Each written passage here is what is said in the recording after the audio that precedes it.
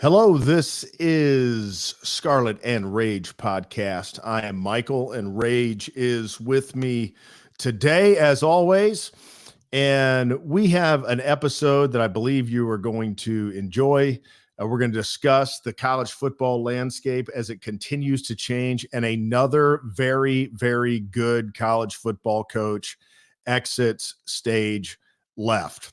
That, of course, is Jim Harbaugh. So we're going to get all into that. But before we do, and before Rage and I share our initial thoughts on this situation, if you would please hit that subscribe button, and also hit the bell so that you know every time that we upload an episode. And we are planning on some this off season. We haven't really discussed it yet, so we don't know when, but I think are going to go live at times. We're going to experiment in that. So I hope some of you guys will join us in some of those live shows whenever it's appropriate for us to do it. Certainly something we want to be a part of this channel.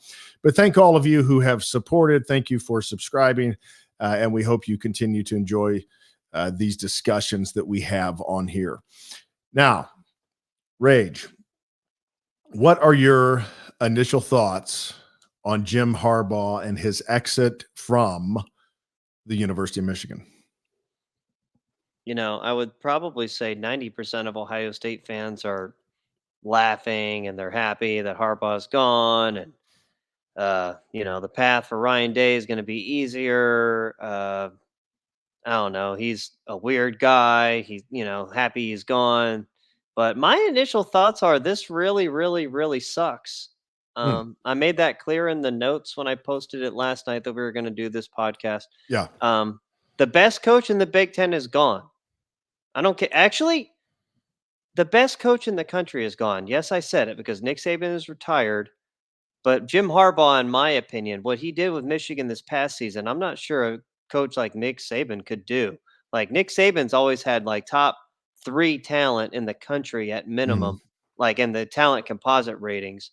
Yeah. Jim Harbaugh's team was the 14th talented team in the country, and they got it done. I'm not sure Nick Saban does that. So yeah, I mean, I think at the very least you can say, and this is the very least, that if you would have given Jim Harbaugh Nick Saban's talent over that 17-year stretch, he's definitely winning multiple national championships. I mean, does he win as many as Saban? I don't know. Does he win 2? Does he win 5? I don't know. Nobody knows the answer to that.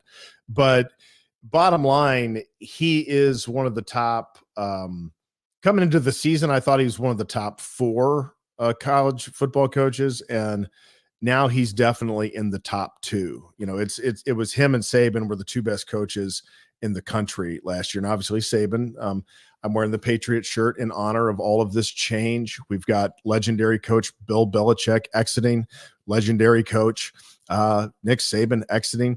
And yeah, I'll say legendary coach Jim Harbaugh, guy's one of 2 people who's been to a Super Bowl and a national championship. And he, like Pete, he's won a national championship. Now he's going to go try and win a Super Bowl. So legendary coach Jim Harbaugh gone. And all of that taking place right during this offseason. It's crazy. Interesting you wear a Patriots hoodie, but side note, is Bill Belichick really that good of a coach, or did Tom Brady make him a good coach? I think it was both. I think it was some of both. Do I think Tom Bill Brady, Belichick, former Michigan Wolverine as well, are Michigan fans? Yeah. Greatest player of all time. I think Bill Belichick was a great coach. I think he was a kind of coach that could win multiple Super Bowls, like 2, maybe 3. But I think that he got a exceptional quarterback, and you put the 2 of them together, and it created this, insane dynasty like we've never seen. 9 Super Bowl appearances and 6 Super Bowl championships in 20 years. I mean, just crazy. Well, we know Belichick failed with the Browns. He did. And we do know he had all of his success with Tom Brady. He did. And after Tom Brady left, Tom Brady still had success, and Bill Belichick kind of went in the tank. So, makes you think there.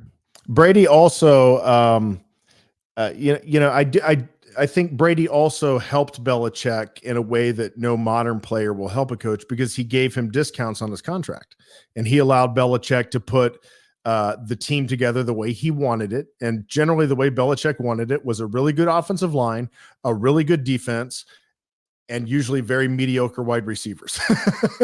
And Brady would Tom say, Brady made those receivers good, though. exactly. And Oh man, so, so it sounds like Tom Brady was the engine that made Belichick go, because you're saying he's taking a paycheck discount, and basically you're saying that New England has better players than everyone else. So I don't know. I personally think that he is a little overrated because he won all of his championships with Tom. He didn't win after Tom. You got to be able to win with anyone on your roster if you're going to be considered one of the best. But back to Jim Harbaugh, the Big Ten, big Jim Harbaugh and the Big Ten, because what does this mean?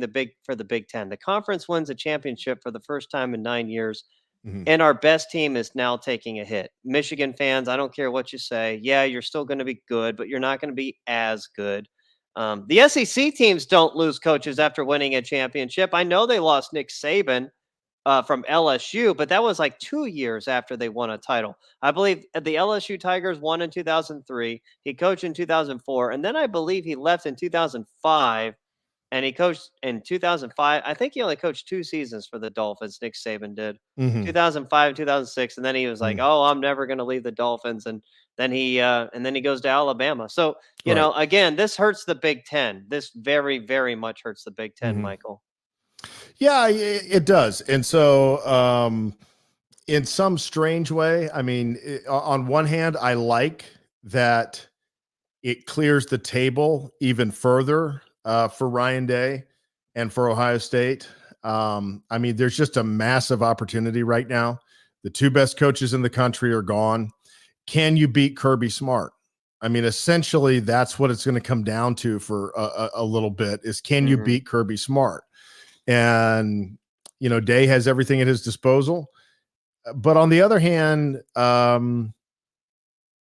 I do want the Big Ten to be as good as it possibly can be. And so I want those heavyweight challengers because if Ohio State comes through, those heavyweight bouts, that it's going to be prepared to make a 3 or a 4 game playoff run.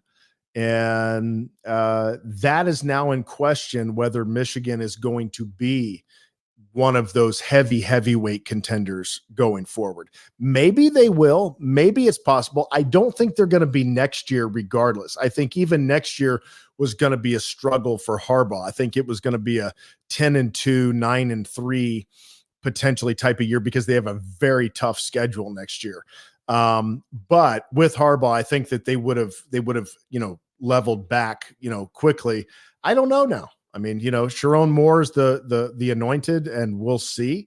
He's less experienced than Ryan Day when Ryan Day took over, maybe about the same amount of experience, I guess. Actually, the same amount of experience. Yeah. Yeah, I mean, I think he, was an interim coach for a couple games. Yeah. Ryan Day, I don't know, maybe one game.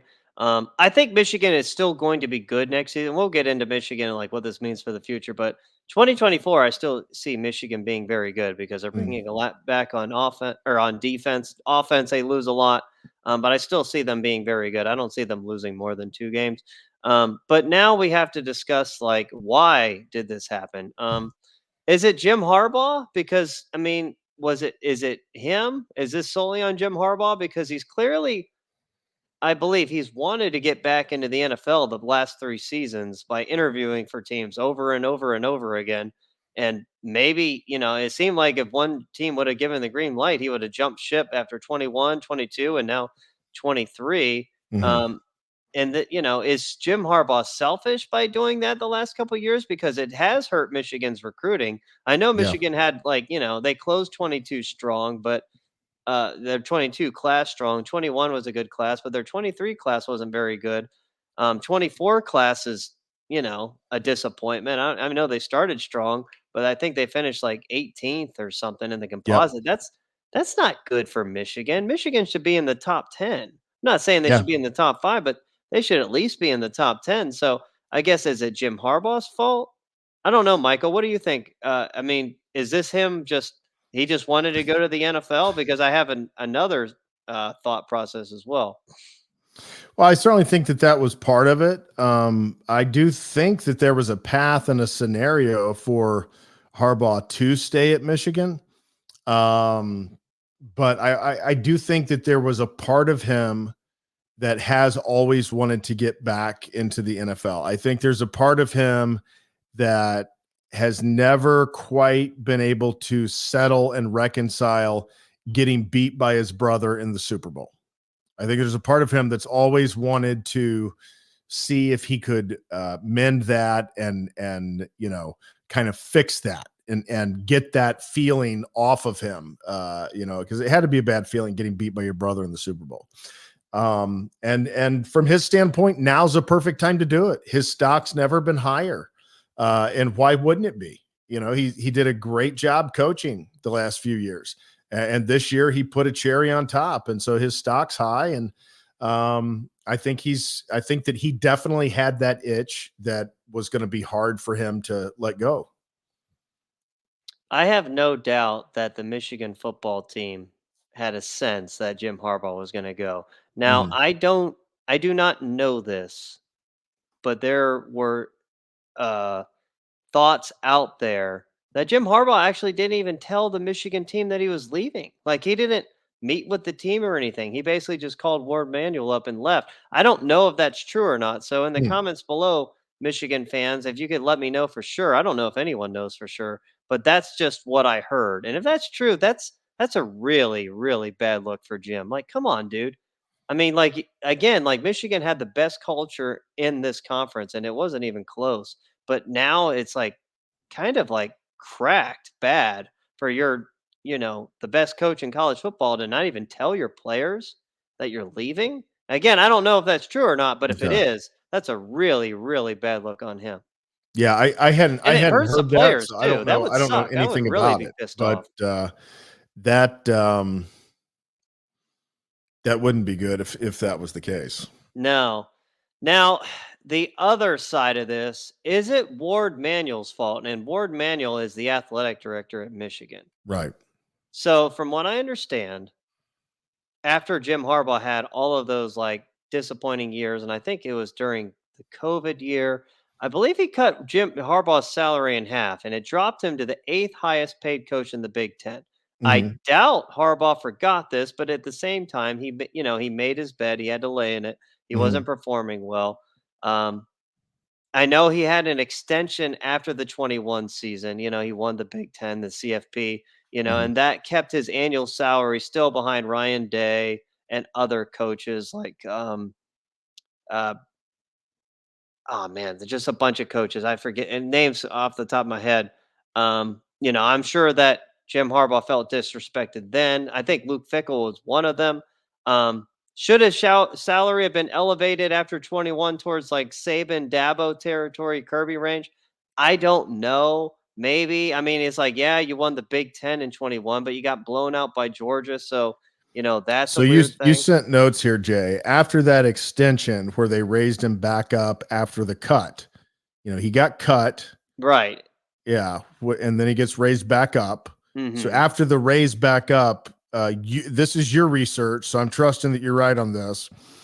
You said that his salary was still behind Day, Tucker, Lincoln Riley, Brian Kelly, Stoops, Heupel, Rule, Kiffin, Franklin, and Fickle. All of those coaches were still paid more than Jim Harbaugh after his 2021 extension. Right. Yeah. Again, That's that was research that I found out. that's Yes, a that's lot of right. coaches. That's a lot of That is a coaches. lot. And again, at the same time, I can see both sides to this here, though. It's like, yeah, you Mhm. did well, but were you a flash in a pan? I mean, the 21 Michigan team was a very veteran team. They were losing a lot. The 2022 season is where, there's like, okay, Michigan is really going places now Yeah. because they had lost a lot off 21. And then the 22 season, it was like, wow, even though they collapsed versus TCU. Um, And 23, you kind of knew they were going to be difficult to deal with. You just didn't think quite this difficult. But I mean, you knew they had a lot of players coming back and that they yeah. were a very good team, but they were better than I anticipated. Yeah, and then there was just no renegotiations, I guess, after the 21 season. I guess it took until the day of Harbaugh leaving for a report to come out that Michigan is prepared to make Jim Harbaugh the highest paid coach in college football. And that was like, whatever, a week ago or something. Maybe lack of support and, financial respect for Harbaugh. Ward Manuel supposedly lost Harbaugh's respect long ago. I don't know. Harbaugh clearly is not a guy who takes disrespect lightly. I mean, Yeah. he hates Ryan Day. Ryan Day hates him too. Yeah. And then, maybe he was toying with Ward Manuel last offseason, flirting with the Vikings. John U. Bacon, that Michigan reporter guy who was like the insider when it comes to Michigan. Apparently, Ward Manuel waited until the 11th hour to iron out any contract details. So again, I mean, could that be malpractice by Ward Manuel? Sure. Again, that's the question. Is this Jim Harbaugh? Is this Ward Manuel? We don't know. We do know is this just hurts and this sucks. Another thing that we don't know is we don't know what was going on inside the program. As far as like, did Ward Emanuel think that maybe some punishments were going to be handed down and that clouded his offering a big extension, before it was too late? I mean, we don't have answers to any of that, but I can say this. Here's one thing that it does, Buckeye fans. If there was ever a year where Ryan Day had a path, this is the year. This is the year. There's ever a year that Day had a path. This is the year. I mean, so many of the big roadblocks have been taken out of his way. And this is like just yet another one. And it's like all the people that say that the only reason Ryan Day hasn't succeeded at the highest level in the biggest games is because he has had misfortune and bad luck. Well, luck has shined his way for the 2024 season. So we'll see what he can do with that.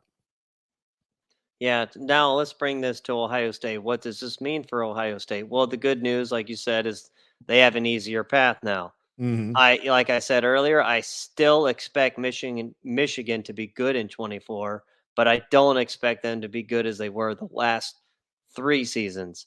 I'm going to take the Patriots hoodie off now. I just had it for I actually didn't even mean to wear it this long. I'm not, so just getting hot in the studio there, Michael. Just disregard me, Jay. Now I got my Bengals. I got my Bengals shirt on, my actual team. Do you feel better wearing a Bengals shirt than the Patriots shirt? I do. Okay. I mean, you always had it on underneath the entire time. So Right. Yeah. Anywho, by the way, my Titans got ahead. They got your offensive coordinator. I know. I don't know what to think about that. We kind of discussed that a little bit. I know this is not the time to talk about the Titans, but yeah, everyone, if you didn't know, I'm a Tennessee Titans fan, and they've been so bad that I don't really follow them anymore. They're so freaking bad, and I am glad they fired Mike Vrabel. Mike Vrabel is terrible. I was so happy when that happened. But anywho, this does not help Ohio State, though. I know, like, the schedule's gotten easier, and that helps them, but it doesn't help Ohio State prepare for the SEC properly by having a weaker Michigan. Ryan Day now most likely avoids another top 5 team most seasons as well, where, he's failed miserably. So that's another top 5 team gone, but is that really good? I mean, like, the guy has got to learn how to win these games before, like, playing in more of them, kind of thing. You know what I'm saying? Do you think, man, it's going to be interesting what happens to Michigan, especially if they go with Sharon Moore, an inexperienced coach. Michigan fans, take it for what it's worth. I think you should not fall in love with the couple of magical moments that Sharon Moore had this year. He was standing on the sideline. I'm not saying he didn't do anything good. Okay. I mean, it's not like it's just so easy what he did, but he was a very small piece. Jim Harbaugh still prepared that team. So Ryan Day did the same thing. Urban Meyers last year, he stood on the sideline a couple of games and got wins credited to him for doing, nothing. But if I were you, I would want my university to be doing a full and thorough coaching search to see who the best coach you could possibly get would be that, and if that's Sharon Moore, okay, but I hope that's only and I don't care about for you, Michigan, but for the sake of the Big Ten, I hope that is that searches for the best coach you can possibly get, because I want a strong Big Ten. I don't know if they should hire Sharon Moore. Mm-hmm. Yes, he has done an amazing job as an assistant. But is he really ready to be a head coach? Michigan isn't the place to be learning on the job, as Nope. we've already figured out with Ryan Day and his failures. And yes, Ryan Day, up to this point, has been a failure in Columbus. I don't care what anyone says. He doesn't win the games that matter the most. And Jake, that's where you're judged. Can I digress for like 30 seconds here? I saw Okay. something today about Ryan Day. It was a post on a message board, and it was one of these gotcha posts. Like all of you Ryan Day critics are so far off base. And what it was a little video of the Ohio State football team lifting weights. And it said something to the degree of like, all of you that were saying that this program's gone soft, I guess you haven't seen this. And it was like the football program, like lifting weights. And I was like, whoever said they stopped lifting weights? I mean, when was that ever discussed? That has nothing to do with the fact of whether there's been a softening of the program. There's no doubt there has been. But anyhow, that's my little soapbox for the day. Those videos are there every off season. What is different between, I know what you're talking about. Mm-hmm. What is different between that video and 2022, 2021, 2023 off-season workouts? Nothing. Nobody thought that Ryan Day quit having football players lift weights. Like that's never been in question, what I mean? So it's not until you get on the fucking football field and like show me like you're tough. Like, okay, you can lift weights tough and this, that, and the other. It doesn't mean you're a tough guy. I've seen it. There are big, tough guys out there that are big and muscular, but that doesn't mean they have the mentality to actually hurt somebody and get after somebody physically. There is a difference. Yeah, absolutely. And you wouldn't know that unless you actually played football. Yeah. And I'm telling everyone out there is a difference between being like weight room strong and looking tough and actually being tough. Yeah, combat sports will reveal that it's not always how somebody looks. Football, hockey, sports that are very, very physical, and you're having to, hurt the other team, the other player. Back to Ryan Day. Let's circle back to him. Oh, wow. Sorry about that. My camera fell. It's all right.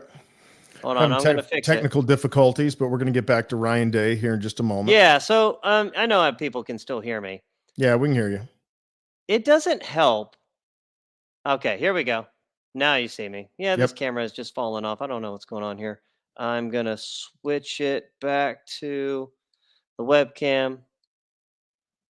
There we go, people. Now, it doesn't help Ryan Day restore faith in my opinion, from the Ohio State fan base either, with Harbaugh leaving, unless he wins a national championship. Right. Because Harbaugh was probably like I said, was the best coach in college football. And no matter who Michigan gets as their coach, the coach isn't going to be as good as Jim Harbaugh. So beating Michigan next season is going to feel a little underwhelming from where it was the last couple of years, in my opinion. So it's going to feel a little more hollow.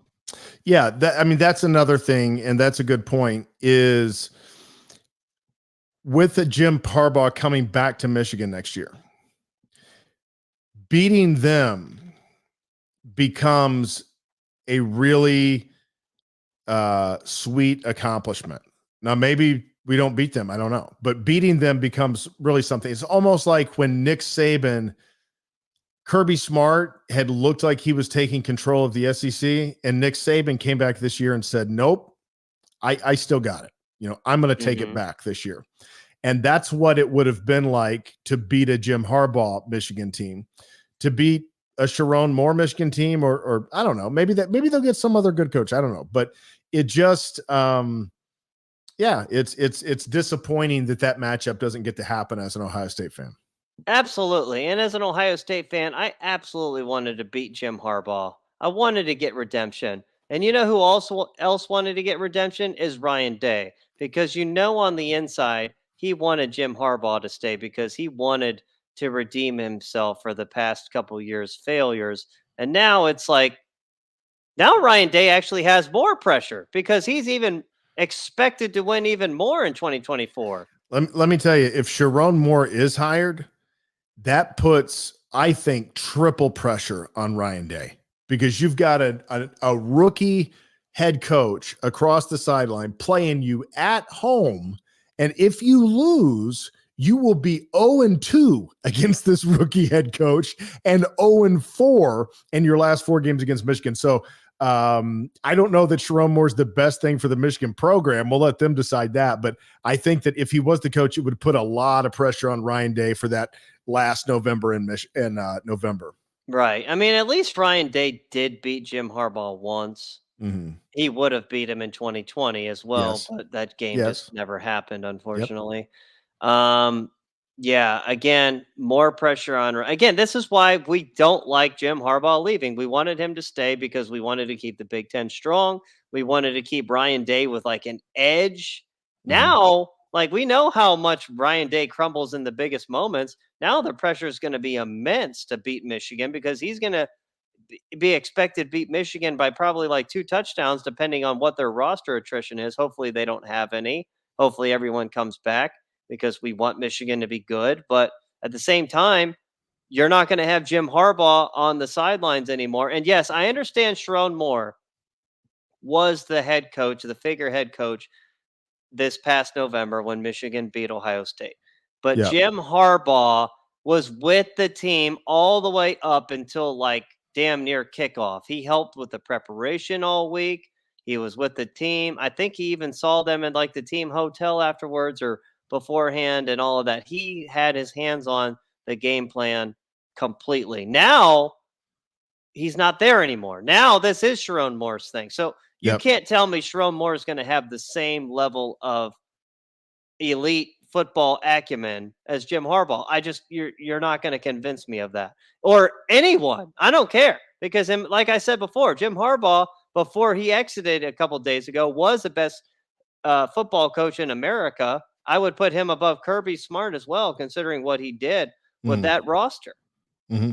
No, I agree completely. So it's a shame, but at the end of the day, I can't say that I don't understand it.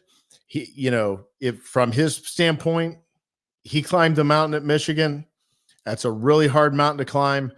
It's a mountain that I will admit I did not think Michigan could climb anymore. I honestly, there was a time within the last 5, 6, 7 years that I have believed to my core that Michigan football could no longer win a national championship. And he proved me wrong. So I get it. He climbed the mountain and he's ready for a new challenge. And, we'll see how he does out in LA. I think he'll do well. I mean, he was already pretty good for the 49ers. He made it to the Super Bowl. I have no doubt he'll do well there. On a side note, what if this was the what a year in football to be from the state of Michigan, huh? You got a football national championship. You got the Detroit Lions playing in the NFC championship. And you've got another Harbaugh playing in the AFC championship over on the other side. So what if it was Harbaugh versus the Lions? The Michigan fans could kind of like stake a little claim, either way that game went. If it's the Lions, it's the hometown team. If it's Baltimore, then, it's a Harbaugh winning another championship. So interesting times for Michigan football. Yeah, the Lions are doing really well. I don't think John Harbaugh has any connection to Michigan whatsoever. He doesn't, other than through Jim. That's all I'm saying. Right. Is Yeah, yeah. they can't claim that. I don't think I think most Michigan fans are intelligent enough not to they claim they that. they got some of his coaches that helped him really helped him elevate. So they've got that That is connection. true. That is Hmm. true. That is Yeah, true. But I mean, he doesn't have any like direct, like indirect connections. Yes, not correct. Yeah, direct. yeah, But back to Michigan's coaching hire. Let's hope whoever they hire, like I said, is able to keep the roster intact. And I don't really want an early loss to Texas hanging over the Big Ten's head yeah. because because if Michigan's best players bailed in the offseason, I really truly do believe if Michigan keeps their roster intact, I believe their culture is still strong enough to at least keep this going at least to the first half of 2024. And I would not expect them to lose at home to Texas. Yeah, Texas is, they're a good team, but they're kind of similar to Ohio State in that they like to try and throw it around. And Mhm, I don't know if I don't know if their run defense is up to par to stop Michigan. I know Michigan lost everyone on offense, but mhm, Donovan Edwards is still coming back. mhm. I think the deadline's already passed, isn't it, for draft I think declarations? so. Yeah. Yeah, so we know at least he's coming back. Maybe they can get some people in the transfer portal in the spring for the offensive line.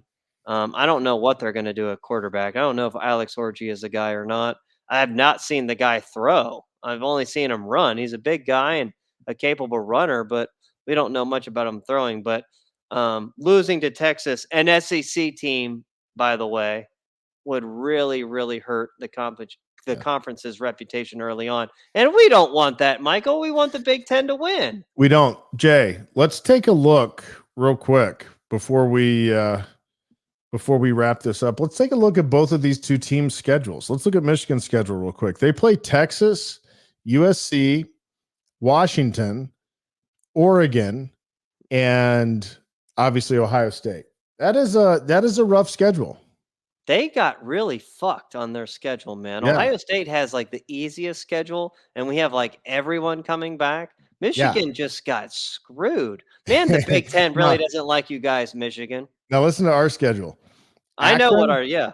yeah, Akron, Western Michigan, Marshall, Michigan State, Iowa, Oregon, Nebraska, Penn State, Purdue, Northwestern, Iowa, Michigan. So, a couple in there. Obviously, Oregon's tough, and Penn State's relatively tough. And then you'll have Michigan at the end. But pretty much the early season comes down to Oregon. Can you beat Oregon? Does Michigan play Oregon too? I Yeah, I don't know think if you they said. do. Can you look? Can you read that? Like, yeah, let me know. Yeah, let's see.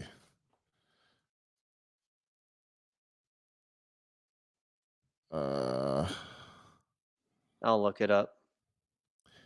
they do play Oregon in Ann Get Arbor. the fuck out. So they play Texas, Oregon, Washington, Penn State, Ohio State.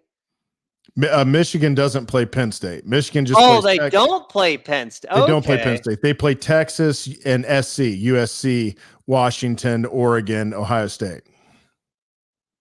God dang, man. That is the hardest schedule I have ever. Well, maybe like somebody's schedule in the SEC West one year might compare to that. LSU had a really hard schedule back around 2011 or 12, but yeah, it rivals that. Like it's a tough schedule. Man, oh man, oh man. Wow, Michigan fans, the Big Ten hates you. I'm not about to do any predictions on this because I don't know who your coach is going to be. I don't know who's going to be on your team. But, Michael, do you know what coach their rumblings are that Michigan might go after? No idea. Brian Kelly. I can see that. I thought about Brian Kelly actually. The only thing is like, man, I bet he's going to have a massive buyout at LSU. Well, here's the thing. If you bring in Brian Kelly, I do think a lot of Michigan's roster is going to take off.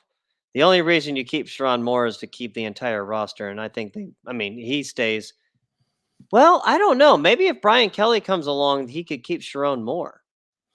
This would be my strategy is I would make Sharon Moore the highest paid offensive line coach in the country. I'd pay him $1.5 million, $1.7 million, and make him the offensive line assistant head coach and try and keep him around for 2-3 more years, set him up for a big job, down the road potentially.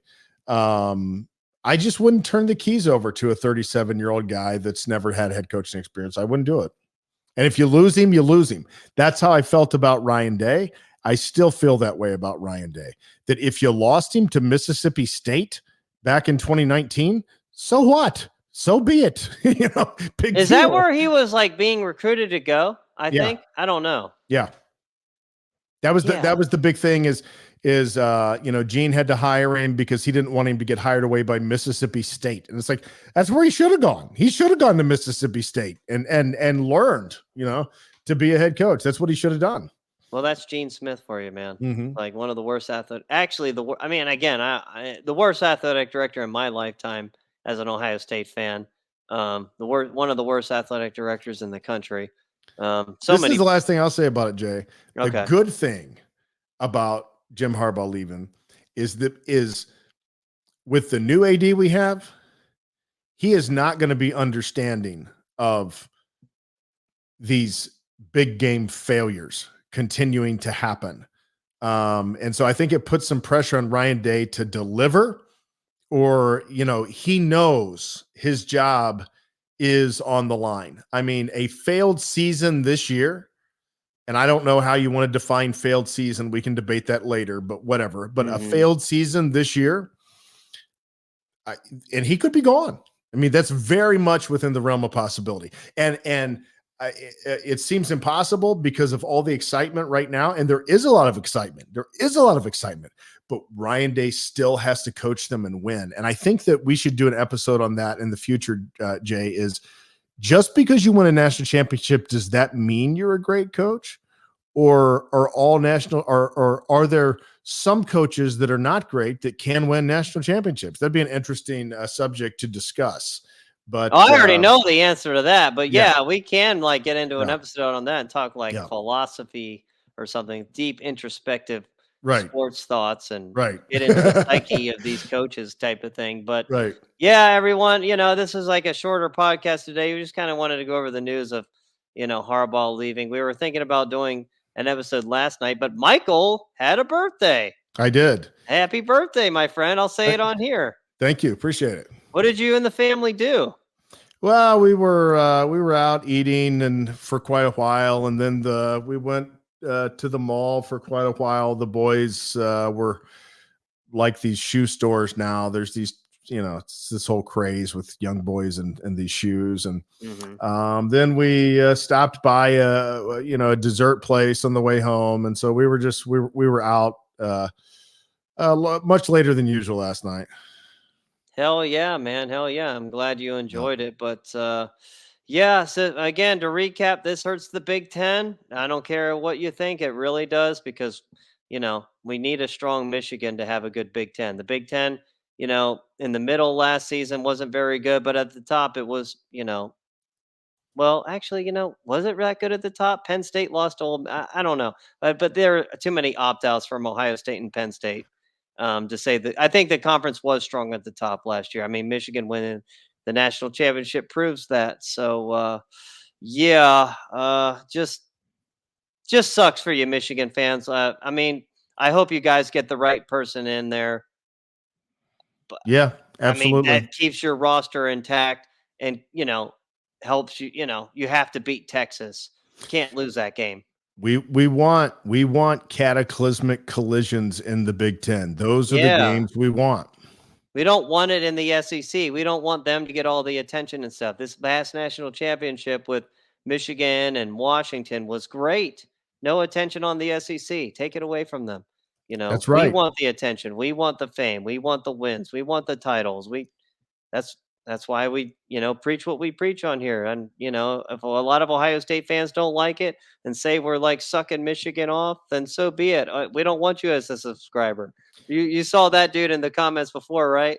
Yeah. Let me tell you something. I don't like I didn't like just love seeing Michigan win a national championship. Okay. It wasn't like it was just like, oh my gosh, this is amazing. Michigan won the national championship. But I can tell you this. Ohio State can't win the national championship every year.